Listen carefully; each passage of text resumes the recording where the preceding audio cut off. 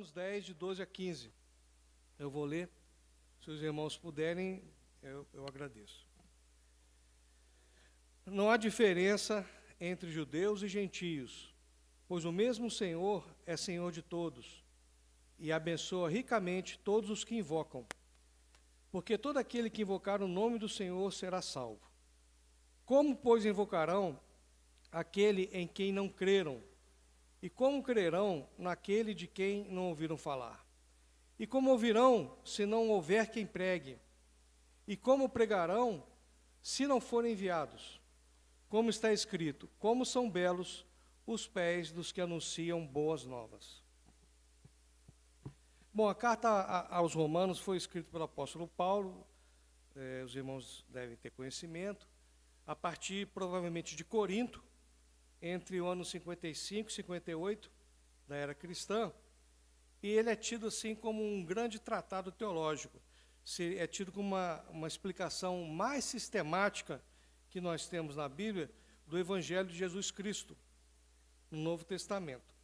E essa carta, esse texto, ao longo da história da igreja, foi alvo de bastante estudo, né, e de mudanças de vida, bastante estudos teológicos. Importantes teólogos como Agostinho e mesmo Lutero passaram a ter um entendimento melhor e mais profundo e mesmo uma mudança de vida a partir do estudo dessa carta. Lutero, quando leu ou meditou em Romanos 1,17, que diz: porque no Evangelho é revelada a justiça de Deus, uma justiça que do princípio ao fim é pela fé. Como está escrito, o justo viverá pela fé. Transformou completamente a história dele e fatalmente a história do cristianismo. O próprio John Wesley, também estudando o comentário de Lutero sobre a carta, ele declarou o seguinte: meu coração ficou estranhamente aquecido, senti que de fato confiava em Cristo, e somente em Cristo para a minha salvação. Então, mais uma vez, é uma chave para a mudança de vida de muitos. E ainda hoje, cada um de nós, com certeza, que tiver a oportunidade de estudar essa carta, vai ter grandes impactos na vida. E fora, como acabo de dizer, fora esses grandes teólogos, a gente pode lembrar, há muito de experiência pessoal com a leitura e o entendimento da carta aos Romanos. E um dos objetivos da carta, eu não gostaria de colocar como secundário, mas um dos objetivos da carta era a exposição de um projeto missionário que o apóstolo tinha. E também, obviamente, uma tentativa de conseguir apoio da Igreja de Roma para que esse projeto viesse a ser executado por ele, né? Havia uma região que estava no coração de Paulo que ainda não havia sido alcançada pelo Evangelho, era a região da Espanha. Então Paulo, ele apresenta na carta várias razões, motivações, e tenta convencer os romanos a apoiá-lo nesse projeto. E lá em Romanos 15, de 23 a 24, a gente lê um pouco a respeito. Mas agora, não havendo nessas regiões, ou seja, nas regiões que ele estava ainda, né, nenhum lugar em que precise trabalhar, e visto que há muitos anos anseio vê-los, planejo fazê-lo quando for à Espanha. Espero visitá-los de passagem e dar-lhes a oportunidade de me ajudarem em minha viagem para lá, depois de ter desfrutado um pouco da companhia de vocês. O texto, esses versículos nos trazem a ideia que Paulo deseja passar de que não é um simples pedido de ajuda, mas sim um grande privilégio para aquela comunidade em ajudar que o Evangelho fosse pregado em uma nova região, em auxiliá-lo em todos os aspectos, seja oração, seja financeiro, seja todo tipo de apoio, até mesmo na questão de línguas, né? Seria um privilégio para aquela igreja. E isso também reflete para os dias de hoje. Essa importância, essa oportunidade que Paulo apresenta àquela comunidade, e isso se estende a nós também. É um grande privilégio quando a gente pode estar envolvido em qualquer tipo de trabalho missionário evangelístico, seja nas proximidades, a gente nunca tem que esquecer da nossa comunidade local, mas agora ele está falando um pouquinho mais de envio, um pouquinho mais de distância, falando de viagens, falando de atingimento de povos que não tiveram a oportunidade, naquele momento, de ter ouvido a palavra do Senhor. E Paulo, a principal atividade dele era exatamente essa, anunciar Cristo e plantar igrejas em locais distantes, uma vez que a região mais próxima já tinha sido, de alguma forma, evangelizada, ele já tinha outros obreiros, né? Ele tinha muito essa visão de se distanciar um pouco mais do seu inicial raio de atuação. A atividade precisava de apoio para ser desenvolvida, né? E como disse o Paulo no texto, Roma estava nesse caminho que ele iria ter que percorrer. Paulo não havia fundado a igreja de Roma, mas ele conhecia alguns irmãos que ali estavam. E com certeza isso lhe dava algum tipo de conforto perante aquela comunidade. Mas era de conhecimento dele também, por outro lado, que havia alguma resistência contra a sua figura ainda. Ele já era bastante conhecido, já havia feito já tinha tido bastante atividade como implantador de igreja, como evangelista, etc. Mas havia alguma resistência naquela comunidade especificamente. Era uma comunidade inicialmente compostas por judeus que haviam se convertido, que aceitavam Jesus como Messias, mas que guardavam relações com as práticas judaicas antes. E aparentemente o que se ouvia nas atividades de Paulo, a respeito das atividades de Paulo, de suas pregações, provavelmente de outras cartas que ele também já havia escrito, e também a testemunho dos próprios irmãos que ele já conhecia, de Roma, tinha algumas questões. Por exemplo, eles ainda circuncidavam os filhos, faziam votos prescritos na lei de Moisés, guardavam dieta religiosa, calendário de festas de Israel. Isso tudo gerava um certo contraste ou desconforto com o que Paulo pregava, ou melhor, com o que eles entendiam que Paulo pregava. Por isso havia certo ressalvas a respeito da mensagem de Paulo. Ao chegar em Roma, era esperado por Paulo já que questionamentos a esse respeito viessem a acontecer. Então, ele já foi preventivamente se preparando para essas condições. Então, nessa carta, ele já coloca algumas questões, já as responde, ou pelo menos tenta esclarecer o ponto de vista dele, de maneira que ficasse bem claro e que, ao ser colocado sob essa situação de questionamento, ele já tenha, com certeza, ganhado muito tempo e já tenha tido a ação do Espírito no coração dos irmãos que ali estariam, que ainda poderiam trazer alguma dificuldade para ele. Então, o que Paulo faz? Paulo se apresenta nessa carta e ele expõe, basicamente, o evangelho que ele pretende e que ele já estava pregando aos gentios. Ele antecipa esse tipo de questão que a gente falou anteriormente e, assim, dando resposta a elas, né, que a gente basicamente encontra nos capítulos 9, 10 e 11, ele já prepara o terreno para a chegada e o prosseguimento dos seus planos, né? Paulo responde se Deus estaria rejeitando o seu povo, já que a maioria dos judeus não creu em Jesus Cristo, se Deus havia esquecido as promessas e as alianças feitas com o seu povo. No capítulo 9, por exemplo, ele esclarece que a aliança de Deus não foi feita com todo o povo judeu, mas com indivíduos dentro da nação de Israel, que a gente entende como os eleitos do Senhor. Esses foram alvos do cumprimento das promessas. Creram no Messias. Isso trata de predestinação, soberania de Deus nesse capítulo 9, é onde a gente pode encontrar Paulo abordando sobre o assunto. Já no capítulo 10, ele vai e fala sobre a soberania de Deus na eleição e predestinação do remanescente fiel, que são aqueles que creem, tanto judeus como gentios. E ele não alivia a responsabilidade de Israel, que foram culpados por terem rejeitado Jesus, já que conheciam o Evangelho. É aquela questão de soberania e, ao mesmo tempo, responsabilidade humana sobre o assunto. Moisés havia falado a respeito disso e ensinado que a salvação era pela graça. E isso talvez não estivesse muito claro aos irmãos de Roma.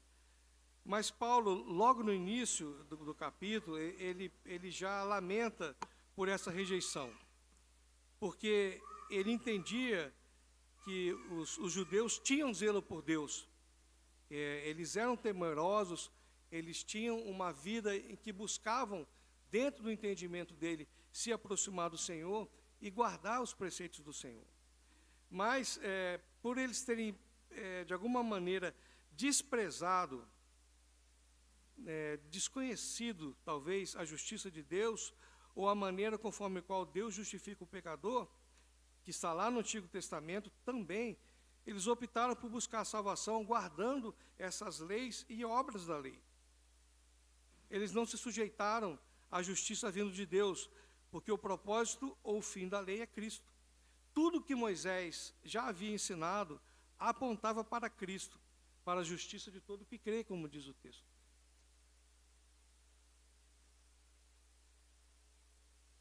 Então eles tinham conhecimento, porque Paulo mesmo, ao longo do seu texto, ele fala que, e prova a partir do texto do próprio Moisés, que ele havia ensinado que o homem é justificado pela fé. Paulo prova isso, por exemplo, citando uma passagem de Deuteronômio. E ele vai e conclui nos versos 9 e 10, né? Um pouco antes do texto principal que a gente já leu. Se você confessar com a sua boca que Jesus é o Senhor e crer em seu coração que Deus o ressuscitou dentre os mortos, será salvo. Pois com o coração se crê para a justiça e com a boca se confessa para a salvação. Dessa maneira, ele está dizendo que a culpa é dos judeus. Eles sabiam e rejeitaram. Deus tem eleitos não somente entre os judeus, como o próprio Paulo e outros apóstolos, por exemplo. Eles têm eleitos também entre gentios. Essa é a tese defendida por Paulo. Entre os povos pagãos, esses que nunca ouviram o Evangelho, esses a quem Paulo queria levar o Evangelho. Assim, ele procura, dessa maneira, sensibilizar e convencer aquela igreja que é necessário levar à frente o projeto missionário que ele tinha. Bom, basicamente, é essa porção da carta que fica bem claro a posição de Paulo e o desejo, mais uma vez eu falo, dele conseguir apoio de Roma para seguir em frente. Bom, no texto que a gente apresentou, basicamente Paulo utiliza 3 argumentos pelos quais a comunidade de Roma deveria se envolver no projeto missionário. E a gente precisa ficar atento, porque os mesmos argumentos estão valendo 2000 anos depois. Nada mudou. O primeiro argumento está no verso 12. Vou ler novamente. Não há diferença entre judeus e gentios, pois o mesmo Senhor é Senhor de todos e abençoa ricamente a todos que invocam. Não há distinção entre judeus e gentios, entre o grego, seja lá quem for de outra nacionalidade, uma vez que o Senhor é Senhor de todos, e não há distinção nenhuma também na maneira que um ou outro é salvo. Só existe uma fórmula, só existe um meio.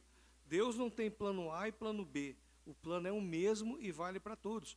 Isso é um soco no estômago daqueles que se achavam o povo escolhido do Senhor. Isso vale também para o outro? Pois é o que Paulo defende. Vale da mesma maneira. A maneira é exatamente a mesma para todos. E no verso anterior, diz as Escrituras, todo o que nele confia jamais será envergonhado. Jamais será envergonhado. Então, qualquer pessoa que crê em Deus, ou que creia em Deus e em suas promessas, não será confundido. Não terá de forma nenhuma frustração, mas sim alcança e alcançaria o que Deus prometeu. E isso é o que significa. Isso Paulo tira lá de Isaías 28:16. Vamos ler aqui também. Por isso diz o soberano Senhor: eis que ponho em Sião uma pedra já experimentada, uma preciosa pedra angular para alicerce seguro, aquele que confia jamais será abalado. Ou seja, os argumentos de Paulo são tirados da lei que o povo cristão em Roma ainda observava. Quer dizer, ele foi brilhante, ele não trouxe nada novo, ele não trouxe nada que precisaria de uma autoridade nova. Pelo contrário, nessas argumentações, ele sempre cita o Antigo Testamento e deixa bem claro que se eles não aceitaram, o povo, a parte do povo que não aceitou, tem a sua responsabilidade, porque estava tudo escrito já, não precisava de nada de novo.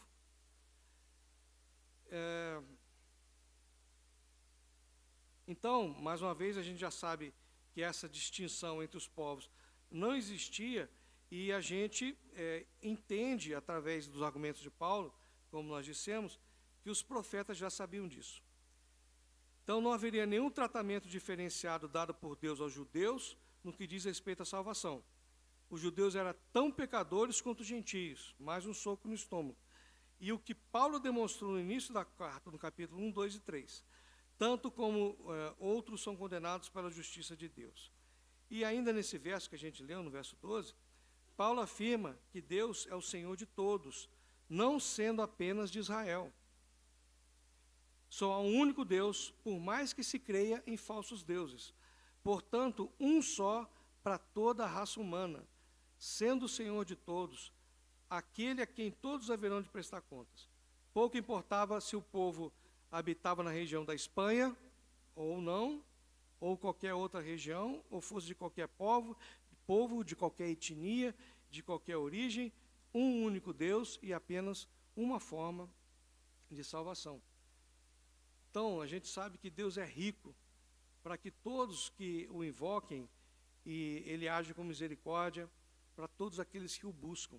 Nada muda em relação à origem de quem o está buscando. Ao que se arrepende dos seus pecados e se humilha diante da sua santidade, Ele responde com misericórdia. Misericórdia é a palavra-chave no processo da salvação, porque nós não merecemos, nenhum de nós merece. Então, a chave é a misericórdia do Senhor. O coração contrito encontra descanso em Cristo. E pouco importa sendo pagão, ou de uma região distante, ou um judeu de Jerusalém.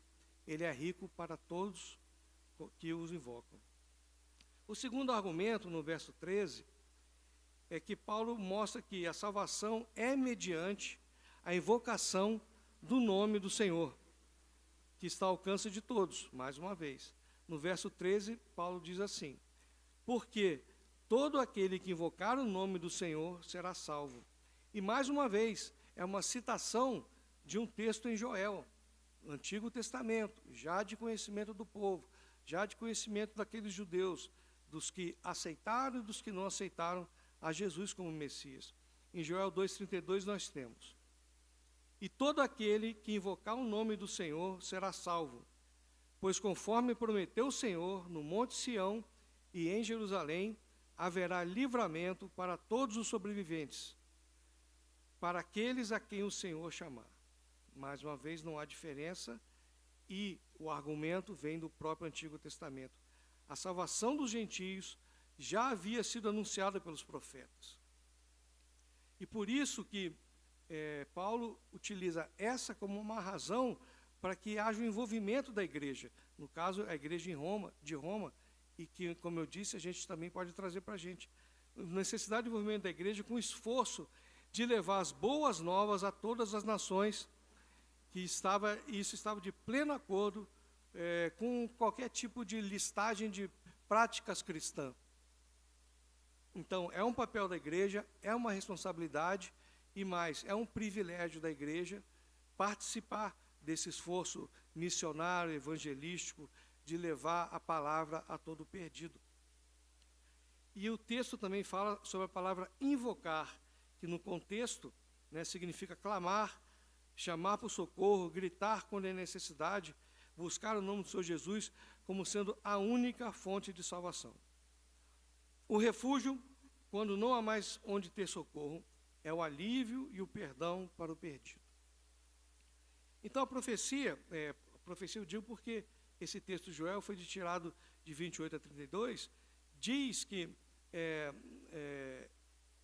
nos últimos tempos, nos últimos dias, seria derramado sobre toda a carne o Espírito do Senhor, ressaltando o aspecto universal do Evangelho. Mais uma vez, não somente sobre os judeus, mas sobre toda a carne. E Paulo demonstra, então, que os gentios podem invocar o nome do Senhor. E ao invocar o nome do Senhor, seriam justificados, assim como acontece com os judeus. Mas para isso é necessário o quê? Como você invoca o nome de alguém se você não tem conhecimento desse nome? E aí que entra a divulgação das boas novas. É necessário que o homem tome conhecimento do Senhor Jesus e de sua obra feita na cruz por nós.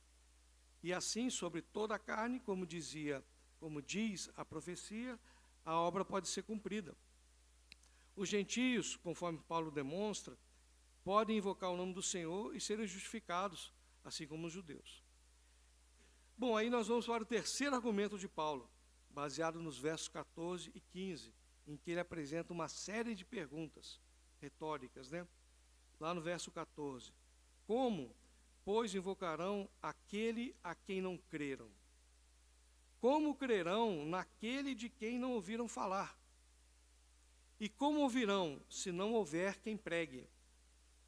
E como pregarão, se não forem enviados? Como está escrito, como são belos os pés dos que anunciam as boas novas. 4 perguntas. Como, porém, invocarão aquele a quem não creram? Como crerão naquele de quem nada ouviram? Como ouvirão se não há quem pregue? Como pregarão se não forem enviados? Então Deus envia, o missionário vai e prega, os gentios ouvem, invocam a Deus e são salvos. É uma sequência simples, mas que precisa ser colocada em prática. Então, no fim dessa cadeia, a gente tem a salvação do mundo. E no início está o quê? Um envio de missionários para a igreja, obviamente inspirado pelo Senhor. E aí, mais uma vez, a gente pode pensar numa questão local, como em termos geográficos um pouco maiores. Mas há um início com o envio que culmina com a crença e com a salvação daquele que ouviu as boas novas. Fica claro que não pode haver salvação se antes não houver um ensino a respeito de Jesus Cristo através de diferentes meios. Então, é muito importante, a coisa não é espontânea. É necessário anunciar Jesus. É um ponto de reflexão. Não é espontânea. Existe a possibilidade, existe o poder do Senhor, existe a ação do Espírito, existe tudo isso. E por esse caminho passa a pregação e a anunciação do nome do Senhor. Em João 14,6 nós temos, que Jesus respondeu e disse: Eu sou o caminho, a verdade e a vida. Ninguém vem ao Pai senão por mim. O processo da salvação passa pelo conhecimento da obra do Senhor. Para que alguém seja salvo, independente de onde viva, é necessário que essa pessoa venha conhecer Jesus. É necessário que ela invoque o nome dele. E para isso, mais uma vez, é necessário não apenas conhecer, mas crer no Senhor. Precisam ouvir a seu respeito, e somente se alguém for até eles pregar a respeito, e para isso precisa ser enviado. precisa ser apoiado, suportado, encorajado para essa atividade. Então, nós temos a relação igreja, pregação, salvação. Mais uma forma de resumir esse processo juntamente com as perguntas que foram apresentadas pelo apóstolo. É uma relação, um vínculo que não pode ser quebrado. Igreja, pregação e salvação. Esse é o plano de Deus. E passados séculos dessa carta e dessa exposição, nada mudou. Continua do mesmo jeito. E esse talvez tenha sido o argumento mais poderoso de Paulo para que ele conseguisse mover o coração da igreja de Roma. Aí Paulo termina citando Isaías 52:7, ou seja, usando o mesmo artifício, mostrando que isso não é nada novo, que já estava à disposição dos que conheciam a palavra do Senhor. Ele cita lá em Isaías 52:7. Como são belos como são belos nos montes os pés daqueles que anunciam boas novas, que proclamam a paz, que trazem boas notícias, que proclamam salvação, que dizem a Sião: o seu Deus reina.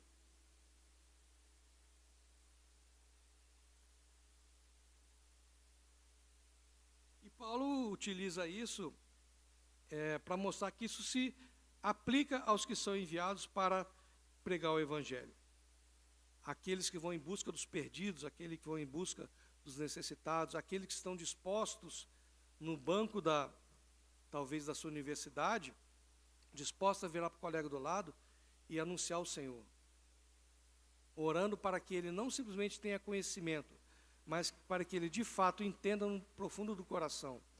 Isso vale para nós que muitas vezes temos oportunidade e deixamos passar por entre os nossos dedos. E mais ainda, nós que muitas vezes não buscamos criar oportunidades.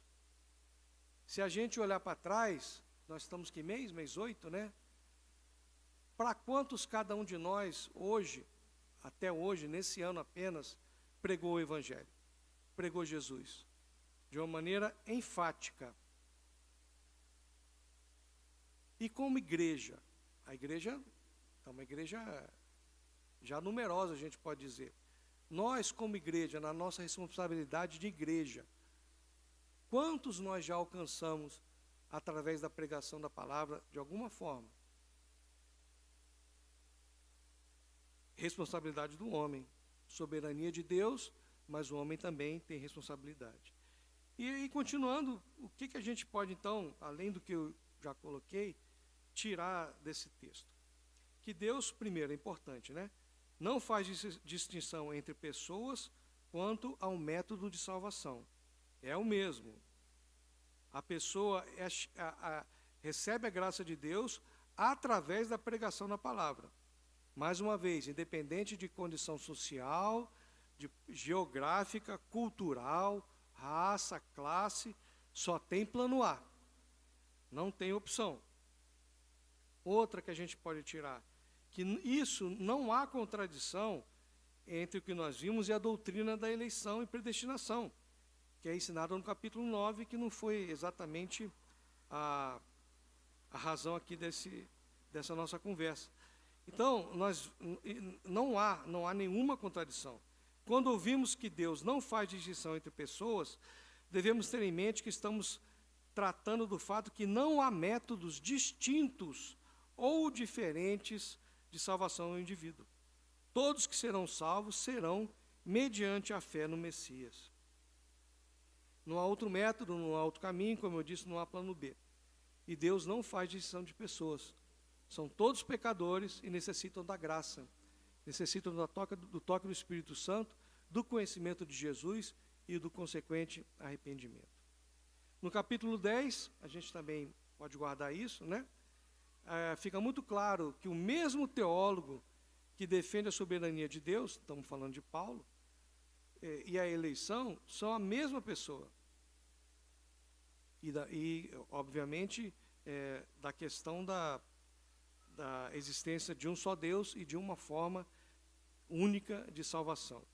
Não há contradição, não tem nenhuma incompatibilidade, E a razão de pregar com grande intensidade e afinco é porque nós cremos o quê? Que Deus tem os seus eleitos, que eles estão apenas aguardando para serem expostos às boas novas, para caírem aos pés do Salvador, após terem os seus corações tocados pelo Espírito de Deus. Através da pregação e somente através dela, eles ouvirão, crerão e invocarão o nome de Jesus. Podemos também guardar que nós temos oportunidade e o privilégio de participar dessa obra. É muito importante. Cabe uma reflexão, que eu já até adiantei, é o quanto nós temos de fato agido e tomado partido ou posse desse privilégio. Nós estamos deixando passar um privilégio por nossos dedos se nós não cuidamos de agirmos, de nos envolvermos nesse esforço missionário e evangelístico. Só nós estamos perdendo. E, obviamente, né, é uma grande perda, é algo que pode trazer imenso alegria ao nosso coração e tem o principal efeito, claro, de glorificar o nome do Senhor. Nós perdemos a oportunidade de glorificar o nome do Senhor. Será que a gente já fez tudo que podia fazer? Vamos só falar desse ano. Será que a gente colocou esforço, colocou oração, dispensou oração, dispensou esforço, até mesmo pensamos em estratégias para que a gente cumprisse esse objetivo? Bom, da mesma forma que nós estamos aqui hoje, e se a gente for olhar o desenrolar da situação, isso foi consequência de alguém que foi enviado, alguém que dedicou a vida, alguém que dedicou talvez esforços financeiros, oração, para que a gente estivesse aqui hoje. Então, o mínimo que me parece, vou usar uma palavra que tem que ter muito cuidado de usar nesse ambiente, né? O mínimo que me parece justo é que a gente continue nesse processo, que esse processo não pare em nós. É um processo que precisamos dar continuidade, precisamos ter compromisso com ele. São milhões de pessoas que ainda não conheceram o Senhor, que não tiveram pessoas para falar de Jesus. E aí a gente também começa a pensar, talvez aqui, que Deus possa mover, tenham pessoas que estejam querendo participar de uma obra missionária, eu digo à frente mesmo no campo, mas que estão, de alguma forma, impedidos de ir porque não tem recurso, porque não tem outro tipo de apoio, a gente fala só de recurso, porque é uma limitação nossa, mas apoio de oração, principalmente, emocional. Quantas pessoas aqui, vai saber, têm o coração ardendo por ir pregar o Evangelho numa região mais distante e ainda não foram? Isso é responsabilidade de quem? Dele? Não creio. Eu acho que é responsabilidade nossa. A igreja está tomando uma dimensão em que cada vez mais a gente tem menos condições de dar desculpas, entre aspas. Cada vez mais a gente tem condição de sustentar irmãos, encorajar irmãos, prepará-los com a palavra. Ou seja, nós não somos mais, não que isso seja um limitante, tá? Me entendam bem, nós não somos mais uma igreja com 15 membros, que por conta disso possa ter algum tipo de limitação, que sabemos que para Deus isso não existe, mas vamos pensar, limitar de uma forma humana, né? Não, somos uma igreja de uma classe média na cidade. Financeiramente a gente pode suportar as pessoas. Oração, então, com certeza a gente pode. A gente pode também, com certeza, preparar teologicamente. Será que nós estamos fazendo tudo que nós podemos como igreja agora? Será que a gente não pode fazer um pouco mais? Quando a gente vai ter um congresso de missões aqui? Quando a gente vai ter um departamento de missões ou de um evangelismo um pouco mais estruturado? Eu sei que as coisas estão fomentando, né? Porque talvez essas pessoas já estão entre nós. Antes, talvez não estivesse ainda, nosso caminho talvez fosse associar a uma instituição, né, missionária, que não tem nada contra, é perfeito, né? Mas talvez, já com tantas pessoas aqui, a gente já tenha essa pessoa que vai liderar missões, essa pessoa que quer ser enviada, essa pessoa que vai organizar grupo de oração específica para o assunto. E mais uma vez, quando eu falo de missões, eu falo também de evangelismo local. Eu não vejo como, eu tentei até separar, mas sinceramente eu não vejo como. Então vamos concluir. Aquele título que eu falei, que poderia ser o título da pregação, foi de uma pergunta que fizeram para Sproul, teólogo, né? Um professor uma vez perguntou para ele, fez a seguinte pergunta para ele: se a predestinação é verdadeira, por que deveríamos estar envolvidos no evangelismo?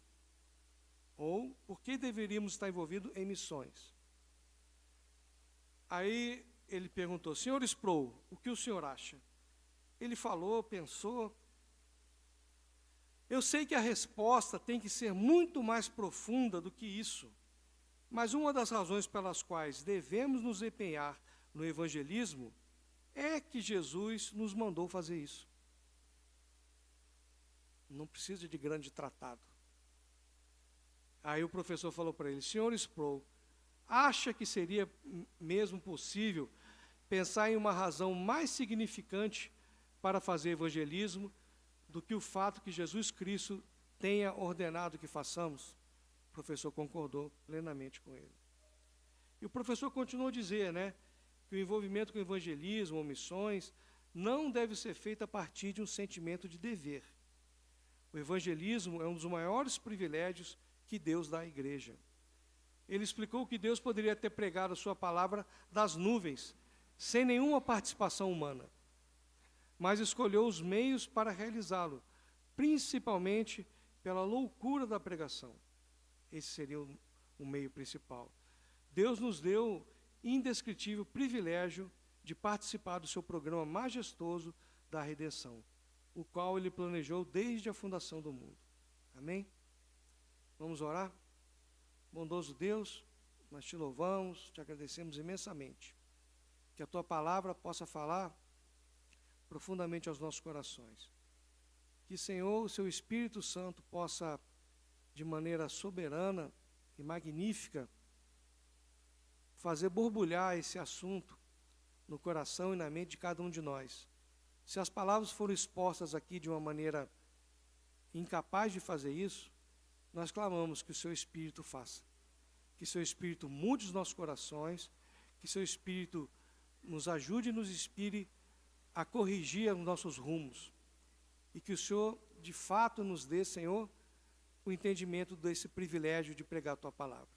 A ti toda a honra e toda a glória, em nome de Jesus. Amém.